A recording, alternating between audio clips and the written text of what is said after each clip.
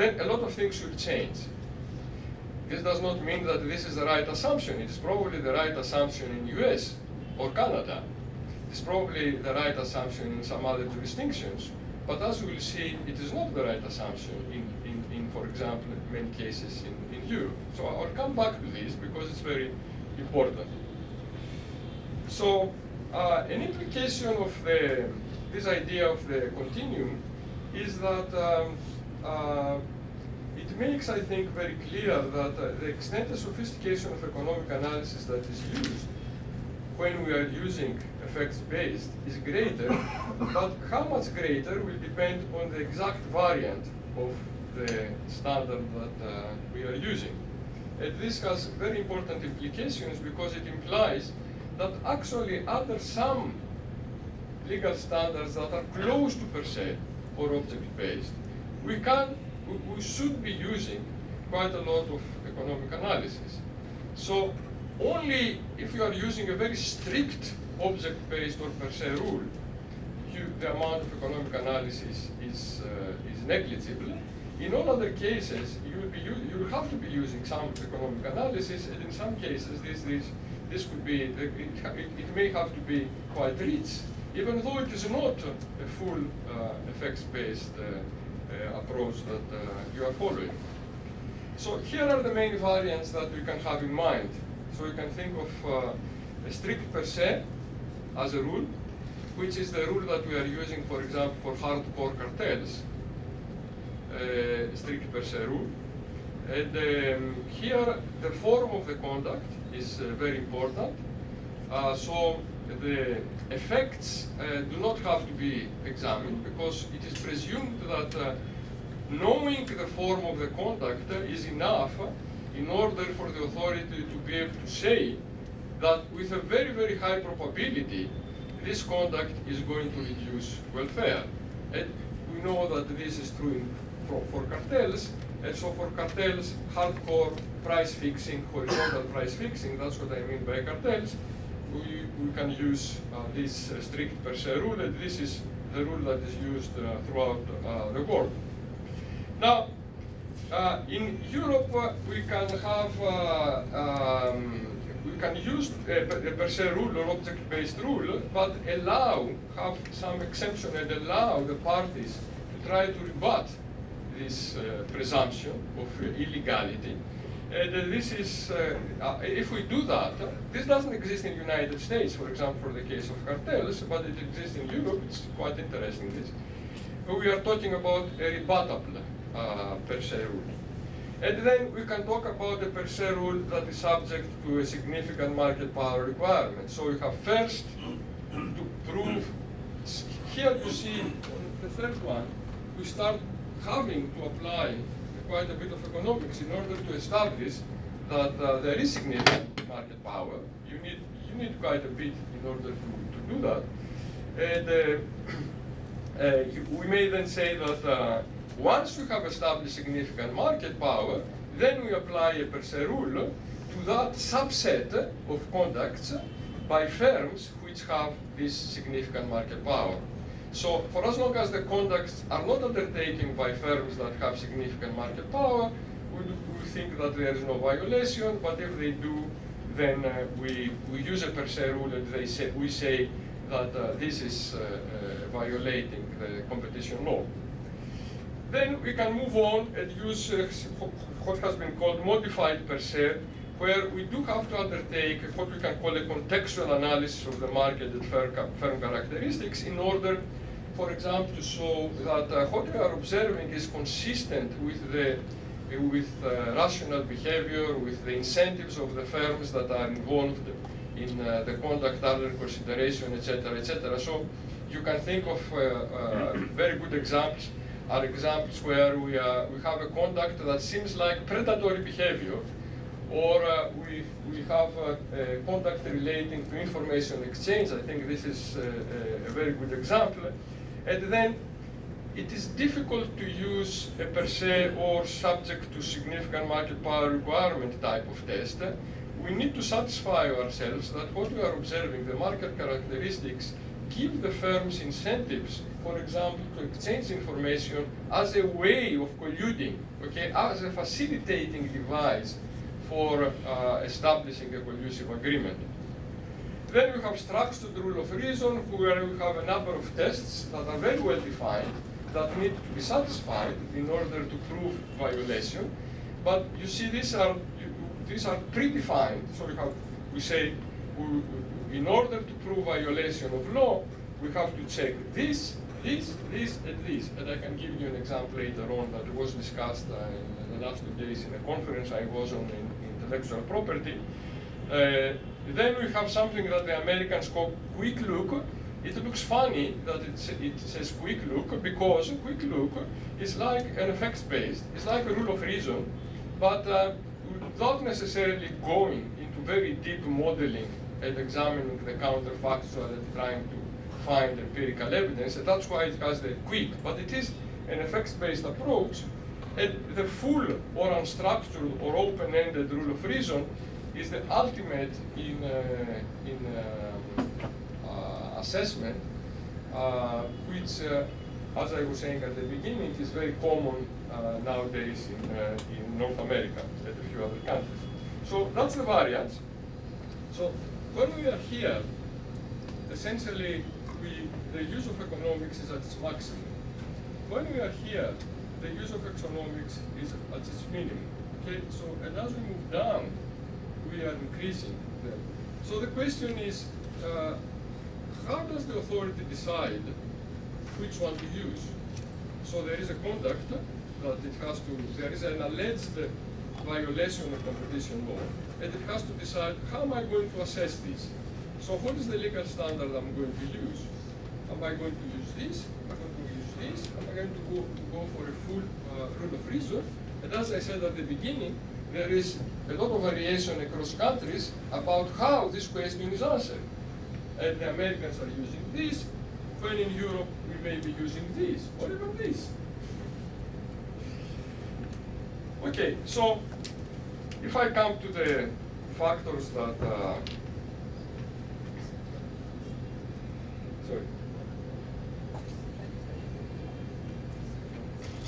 Oh, sorry, because you don't hear me. Okay, I'll try to avoid this. Okay. So put it here. Okay.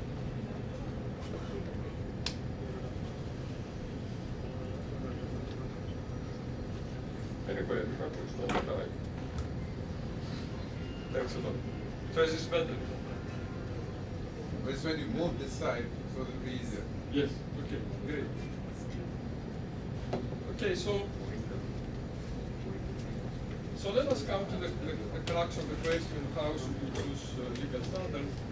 And as I said at the beginning, I'm going to start by talking about factors that we have to take into account if we decided on legal standards in order, and our objective in deciding in choosing standard was to maximize social welfare.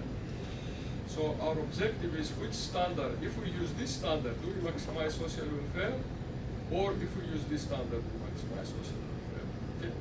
This is, for economists, you will realize that this is a very familiar question for economists, because they are always concerned what is the impact of our choices on social welfare. Like a firm examines the impact of its choices on profits, if you are a public body, you want to examine the impact of your choices on social welfare. So it's a common approach. Now, the considerations that you need to take into account if this is the approach are four. The first is decision errors. The second is deterrence, or what you can call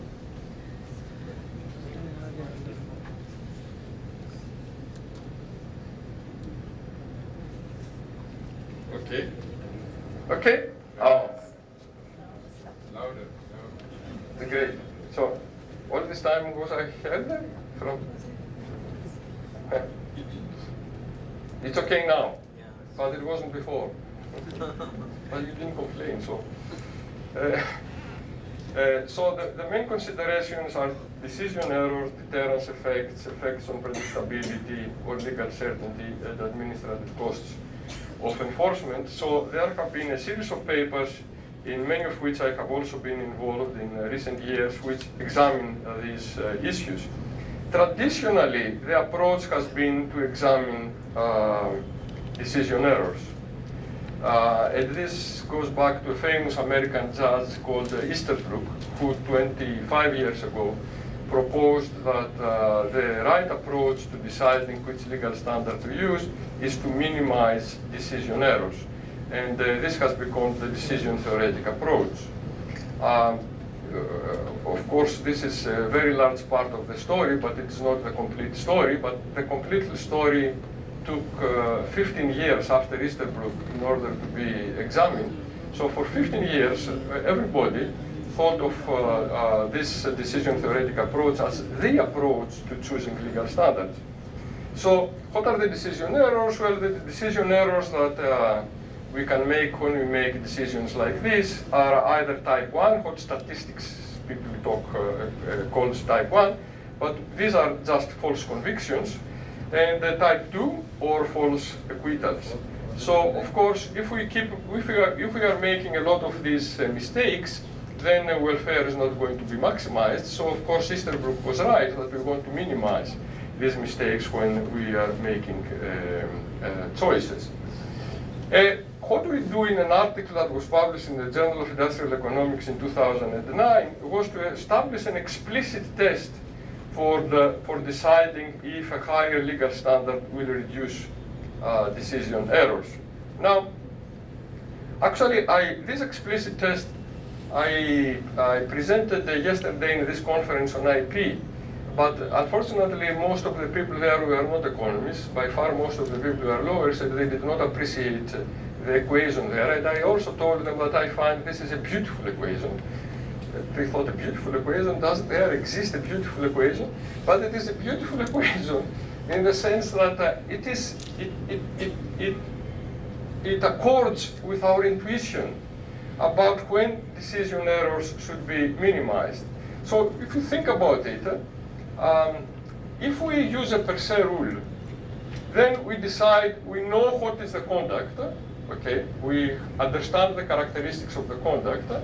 Let us assume that we know very little about the market, about the environment of the firms. We have done no modeling. We have not tried to use some economic story to prove harm. We just know the conduct. And we say, we know that for this conduct, from received theory or whatever, this type of conduct will usually reduce consumer welfare. Therefore, let us use the rule that whenever we observe this kind of conduct, we decide that there is violation. Whenever. Or in all cases, we decide that there is violation. So that's a per se illegality rule. Okay? So if on average we are satisfied that this type of conduct is social harmful, then this could be an approach to use.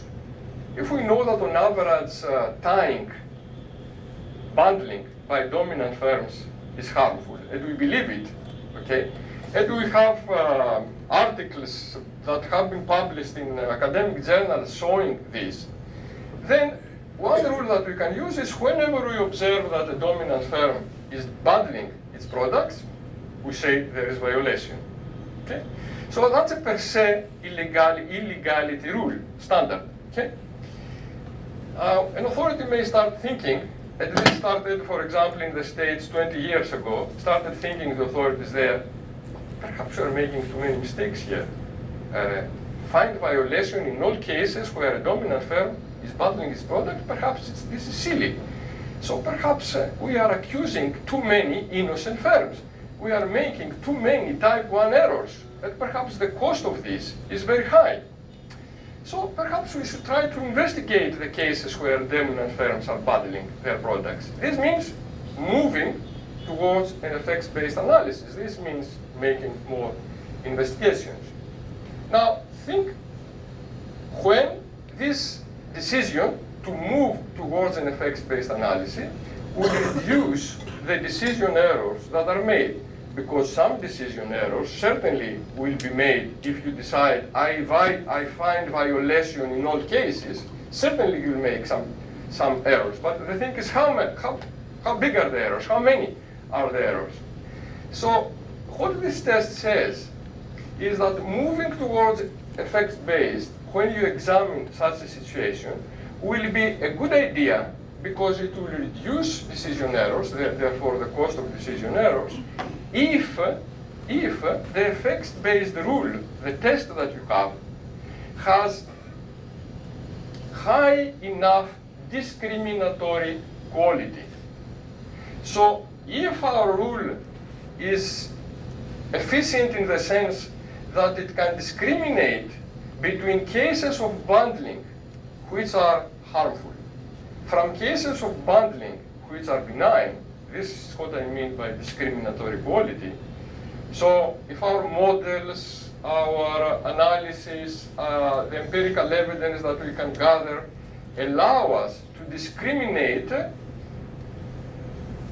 with success, with quite a high degree of success, between harmful and benign cases, then we start thinking that we may start thinking that it would be better to use an effects-based rule. But you see, intuitively again, you will think that how high has the discriminatory quality of the rule other effects-based be in order to reduce decision errors? Well, the answer is that's what the test shows. It depends on the strength of the presumption of illegality. So if we believe that of all bundling cases by dominant firms, about 90% come from environments that are harmful. They are harmful contacts. So the presumption of illegality is extremely high. Then the discriminatory quality has to be extremely high in order to be able to distinguish between harmful and benign contacts in these 10% of the cases. Very difficult.